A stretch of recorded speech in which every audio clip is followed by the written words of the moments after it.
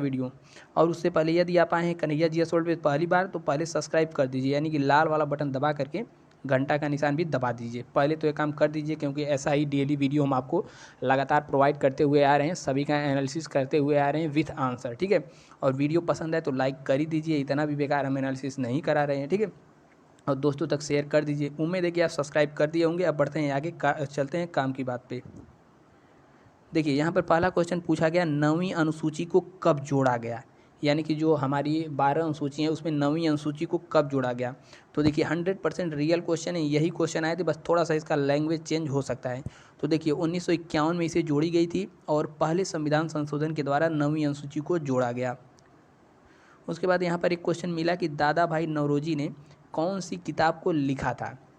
तो देखिए Dadabhai Naoroji un British rule in India को लिखा था, ठीक है। और इनसे एक क्वेश्चन और आया कि 1906 में कांग्रेस के अधिवेशन के अध्यक्ष कौन थे। तो यही दादाजी थे हमारे, ठीक है, हमारे नहीं, मतलब दादाजी थे कांग्रेस के अधिवेशन के अध्यक्ष। यहाँ पर राष्ट्रपति से एक देखने को मिला है कि राष्ट्रपति अध्यादेश कौन से अनुच्छेद के तहत जारी करता है। तो आर्टिकल 123 के तहत अनुच्छेद जारी करता है। और एक क्वेश्चन और देखने को मिला था कि जंतुओं का जो कहते हैं ना दुर्व्यापार, मतलब व्यापार करते हैं गैर कानूनी तरीके से, वह किस आर्टिकल में है। तो वह देखिए डीपीएसपी के अंतर्गत आ जाता है, डीपीएसपी नहीं, हाँ डीपीएसपी के अंतर्गत आ जाता है। हालांकि क्वेश्चन पूरा स्पष्ट नहीं हो पाया। देखिए नेक्स्ट क्वेश्चन यहाँ पर पूछ रहा है कि 1906 में कांग्रेस के अधिवेशन कौन थे। तो यही दादाजी थे, ठीक है, दादा भाई नौरोजी साहब। और यहाँ पर देखिए विटामिन से लगातार क्वेश्चन पूछ रहा है। तो अब की बार पूछा है विटामिन 3 का रासायनिक नाम, यानी कि केमिकल नेम पूछा है विटामिन का, विटामिन 3 का। तो विटामिन 3 का केमिकल नेम क्या हो जाएगा, नियासिन, विटामिन 3 नियासिन। और देखिए क्या पूछा है, बैंक राष्ट्रीयकृत। देखिए एक क्वेश्चन बैंक से पूछा था कि 2019 में जो बैंकों को मिलाया गया, राष्ट्रीयकरण किया गया, 50वीं वर्षगांठ करके कुछ क्वेश्चन था। क्वेश्चन स्पष्ट नहीं हो पाया है। यदि आपने एग्जाम दिया है तो नीचे कमेंट करके बताइए कौन सा क्वेश्चन था, ठीक है, ताकि हम जान सकें और आगे आने वाले शिफ्टों में बता देंगे। और देखिए एक हिंदी क्वेश्चन देखने को मिला है यहाँ पर, रसिक प्रिया के लेखक कौन है। तो रसिक प्रिया जो पुस्तक है उसके रचनाकार हैं केशव दास, जिन्हें महाकवि केशव दास के नाम से जानते हैं। और एक क्वेश्चन यहाँ पर दिया था अलंकार, ठीक है, मनुष्य ही मनुष्य के काम आता है, यह कौन सा अलंकार है। तो कौन सा अलंकार है, यदि पेपर दिया है तो बताइए, नहीं दिया है तब भी बताइए। अब देखिए यहाँ पर आर्टिकल से बहुत 10-12 क्वेश्चन मतलब संविधान से देखने को मिले हैं। तो उसमें से एक क्वेश्चन पूछा था कि आर्टिकल 13 में क्या है, ठीक है। तो देखिए 12 से 36 तक मूल अधिकार स्टार्ट होते हैं और 12 में राज्य की परिभाषा दी गई है और 13 में कहा गया है कि राज्य कोई संसद कोई भी ऐसा कानून नहीं बनाएगा जो कि मूल अधिकारों का उल्लंघन करे। अल्पीकरण की बात की गई है मूल अधिकारों के बारे में, ठीक है। फिर देखिए आर्टिकल 19 पूछा गया, आर्टिकल 19 का डी पूछा गया, यानी कि 1-2 आर्टिकल 19 का चौथा भाग।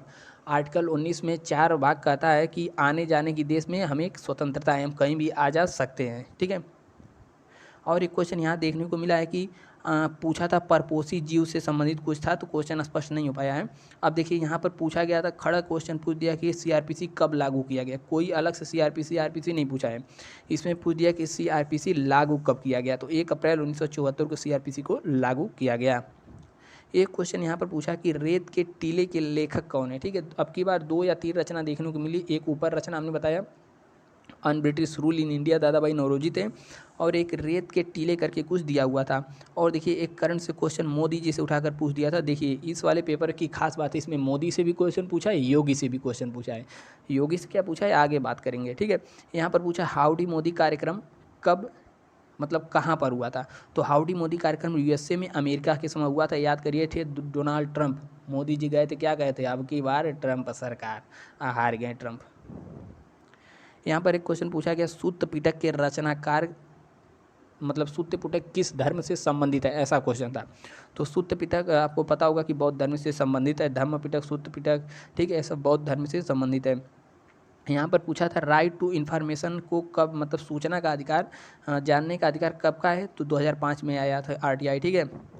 फिर यहाँ पर 17वां क्वेश्चन देखने को मिला, भारत का एफडीआई अप्रैल से सितंबर के बीच में किस देश के साथ सर्वाधिक रहा। तो जल्दी जल्दी में हम इसको खोज नहीं पाए, या हालांकि इसका होना चाहिए, देखिए क्या होगा, यूएसए होगा या चीन, ऐसा कुछ होगा। भारत का एफडीआई अप्रैल से सितंबर के बीच में किस देश के साथ सर्वाधिक रहा। फिर यहाँ पर एक पूछा गया गोरखपुर विश्वविद्यालय की स्थापना, देखिए कहाँ से ना आ जाएगा, योगी बाबा से। तो योगी बाबा पूछ दिए कि गोरखपुर विश्वविद्यालय की स्थापना कब की गई। तो 1956 ईस्वी में। यहाँ पर क्वेश्चन पूछा गया भूमि सुधार अधिग्रहण, तो भूमि सुधार अधिग्रहण 1951 में आया था, ठीक है। 1950 में आया था, 51 से मतलब 1950-51 के दौर में आया था। आप ऑप्शन के हिसाब से लगा दिए होंगे। एक क्वेश्चन यहाँ से पूछा गया वर्ल्ड ट्रेड ऑर्गेनाइजेशन की स्थापना, तो वर्ल्ड ट्रेड ऑर्गेनाइजेशन की स्थापना का इसका मुख्यालय कहाँ पर है? जिनेवा। जिनेवा कहाँ है? स्विट्जरलैंड की राजधानी है। ये स्विट्जरलैंड कहाँ है? यूरोप में है, ठीक है। हमने पूरा देश मैपिंग की सहायता से पूरा एक एक देश के बारे में पूरी डिटेल से चर्चा किया है। यदि आप जाएंगे प्लेलिस्ट में, वहाँ पर मैपिंग नाम से एक प्लेलिस्ट मिल जाएगी, उसमें जितने भी देश 206-7 आते हैं, ठीक है, एक एक देश के बारे में चर्चा की गई है। अब देखिए यहाँ पर पूछा अस्थाई भाव मतलब संचारी भाव की संख्या कितनी है, तो संचारी भाव की संख्या कितनी है? 33, यानी कि 33 है संचारी भाव की संख्या। अब देखिए यहाँ पर एक कंप्यूटर से क्वेश्चन देखने को मिला है। कंप्यूटर से क्वेश्चन पूछा था कि Ctrl+A दाबेंगे तो क्या होगा, तो यदि आप यूज किए होंगे कभी ना कभी कंप्यूटर तो लगा ही दिए होंगे। Ctrl+A यानी कि Ctrl+All यानी कि सभी जितना भी टेक्स्ट होते हैं सेलेक्ट हो जाते हैं। यहाँ पर एक क्वेश्चन पूछा है यूपी निर्वाचन आयोग कहाँ पर है, ठीक है, तो निर्वाचन आयोग से पूछा, लेकिन उत्तर प्रदेश का निर्वाचन पूछ दिया, तो निर्वाचन आयोग कहाँ पर है? लखनऊ में है, ठीक है। अब यहाँ पर पूछा धन विधेयक डिसाइड कौन करता है, यानी धन विधेयक है या नहीं, यह कौन डिसाइड करता है, तो यह लोकसभा का जो अध्यक्ष होते हैं, यानी कि वर्तमान में ओम बिरला साहब हैं, वही निर्धारित करते हैं कि कौन सा विधेयक धन विधेयक है, कौन सा धन विधेयक नहीं है, ठीक है। तो अब तक कितने क्वेश्चन हो गए? 24, ठीक है। नेक्स्ट क्वेश्चन की ओर बढ़ते हैं। अभी 40-45 क्वेश्चन से तक हैं। एक बार फिर से, यदि आप चैनल में पहली बार आएँ तो यहाँ पर लाल वाली जो बटन आप में सब्सक्राइब दिख रही होगी, उसे छू करके यानी क्लिक करके बगल में एक घंटा का निशान आएगा, उसको भी मार दीजिए खींच के एक अंगूठा, ठीक है। घंटा को भी दबा दीजिए और लाइक हो तो कर ही दीजिए पसंद आए तो। अब देखिए क्वेश्चन नंबर 25 क्या पूछा गया? 25 पूछा गया कि आर्टिकल 19(2) में, आर्टिकल 19(2) या 4 दोनों में से एक ही पूछा था, तो जान लीजिए आर्टिकल 19 में क्या है, तो आर्टिकल 19 में है मतलब स्वतंत्रता का अधिकार है इसमें। तो देखिए आर्टिकल 19A में, यानी कि जो ए लिखा जाता है इसमें बोलने की स्वतंत्रता है, ठीक है। और बी में है शांतिपूर्ण सभा करने की स्वतंत्रता, सी में है संघ बनाने की स्वतंत्रता, डी में है डिस्टेंस यानी कि आवागमन की स्वतंत्रता, ई में है कहीं भी देश में निवास करने की स्वतंत्रता, हालांकि कुछ राज्यों को छोड़ा करके, और ई में है, ठीक है, और ई में क्या है कि अपना रोजी रोटी चलाने के लिए व्यापार करने की स्वतंत्रता, ठीक है। अब नेक्स्ट क्वेश्चन यहाँ पर पूछा गया डीपीएसपी कथन है। देखिए डीपीएसपी का एक कथन दिया था कि यह किसने कहा था, तो देखिए समझ लीजिए कथन क्या क्या किसने कहा था। यहाँ पर केटी शाह ने कहा था कि डीपीएसपी एक ऐसा चेक है जिसे राज्य सरकार अपने हिसाब से काट कर दूसरों को देगी। वहीं अम्बेडकर बाबा ने कहा था कि सरकार को लोक कल्याण के लिए मजबूर करेगा। कौन? ये डीपीएसपी ऐसा चीज़ है जो कि सरकार को लोक कल्याण के लिए मजबूर करेगा। आखिर डीपीएसपी में ऐसा क्या है? देखिए डीपीएसपी में ऐसा कानून है जो सरकार की इच्छाओं पर है, यदि सरकार चाहे तो उसे लागू कर सकती है। 27वां क्वेश्चन पूछा गया प्रस्तावना को मूल ढांचा किस वाद में, यानी कि किस में इसको मूल ढांचा नहीं बना गया। तो अब ऑप्शन था केशवानंद भारती बनाम गोलकनाथ, ठीक है, तो ये सब ऑप्शन था। तो आप बताइए क्या आपने लगा कर आया है।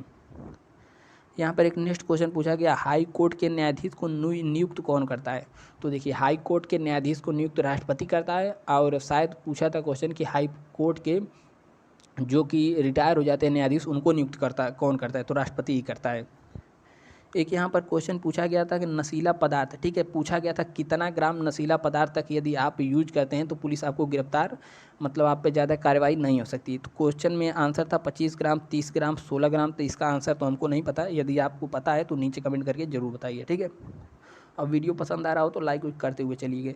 यहाँ पर हिंदी से क्वेश्चन देखने को मिला था, पूछा था अरविंद का पर्यायवाची, ठीक है, तो अरविंद का पर्यायवाची क्या होता है? कमल, ठीक है, कमल, पंकज, जलज, जल में रहने वाला जलज। अब देखिए यहाँ पर आग का पर्यायवाची पूछा था, आग का पर्यायवाची क्या हो जाएगा? हुताशनी हो जाएगा, मतलब आग का पर्यायवाची अग्नि हो जाएगा, हुतासन हो जाएगा, ठीक है, वैश्वानर हो जाएगा, ये सब आग का पर्यायवाची है। और देखिए यहाँ पर एक क्वेश्चन पूछा गया हिरण का पर्यायवाची शब्द नहीं पूछा गया था, तो उसमें शार्दुल दिया था, शार्दुल सिंह का पर्यायवाची होता है, तो हिरण का पर्यायवाची नहीं, यानी कि शार्दुल, उसमें आपने सही टिक लगा दिया होगा।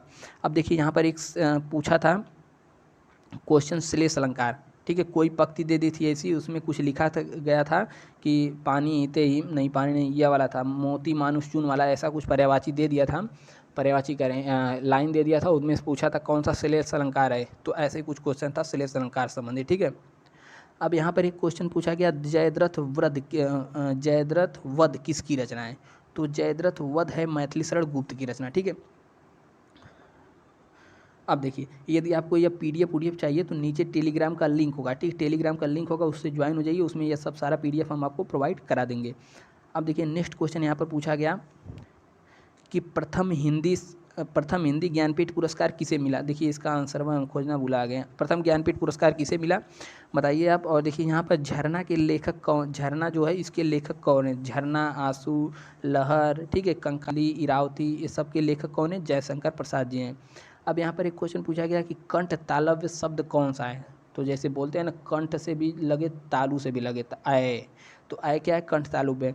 यहाँ पर तालुव्य शब्द देखिए पूछा गया तालुव्य शब्द बताइए, तो थ द ध न, यानी कि ऐसा शब्द बोलें जो कि हमारे तालु में टकराए। तालु मतलब जो दांत के ऊपर वाला हिस्सा होता है ना, तालु, उससे टकराए। तो त थ द ध न ये सब तालव्य वर्ण हो जाएगा। और देखिए यहाँ पर माजुली द्वीप पूछा कि भारत का सबसे बड़ा नदी द्वीप कौन सा है, तो माजुली द्वीप हो जाएगा। ठीक है, अभी देखिए यदि आप अभी तक चैनल देख रहे हैं तो बने रहिए हमारे साथ, सब्सक्राइब कर लीजिए। इसके बाद पेपर जैसे ही 2 तारीख को ख़त्म होगा, हम कट ऑफ के बारे में वीडियो बनाएंगे। और हमने इतने शिफ्टों का एनालिसिस किया है तो कट ऑफ का एक बेहतर अनुभव थोड़ा सा हो ही गया है, तो कट ऑफ के बारे में बताएंगे। बने रहिए आप हमारे साथ। देखिए नेक्स्ट क्वेश्चन कह रहा है, नेक्स्ट क्वेश्चन नहीं है, तो 40 क्वेश्चन है, इसमें हमने आपको 50 से भी ज़्यादा